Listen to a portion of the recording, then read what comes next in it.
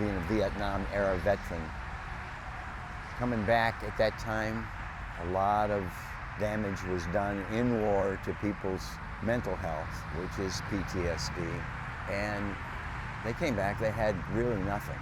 Carry that forward to the Iraqi freedom and those war fighters that are today's names are showing up on these crosses. The horrors of war are just, you can't imagine what that does to people if you haven't been through that. And I don't know if you don't have a really good professional veteran help association. That VA helps, but is there enough people in the VA to be able to help with people with PTSD? Because we're men, we pretend like we don't have those feelings, and then our loved ones don't see the issues until it's too late. What do you think still needs to be created or to be enhanced, improved, to further close this gap so that someday, and maybe faster than the current pace, that number goes from 22 to eventually 0? That would be a grand hope. Would the military accept the challenge that these conditions exist?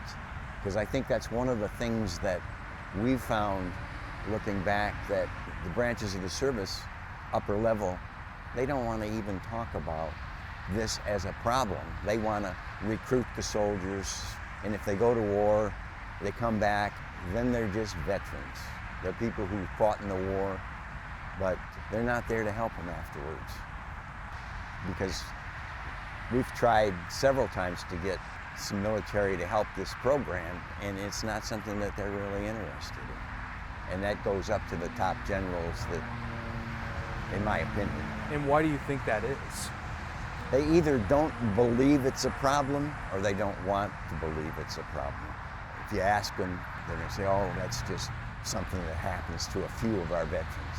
But I think it happens to a lot more of our veterans than we know. What do you want people who see these crosses here to understand, not just about the fallen, but those about the living? It is, to me, a way of getting closure, a way of healing, and still not understanding. But we've had a lot of people come out, we've had conversations, they open up to how emotionally it's impacted them, and it impacts the lives of the families forever. You lose a grandpa, you lose a brother, you lose a husband, you lose a wife, sister. It changes everything.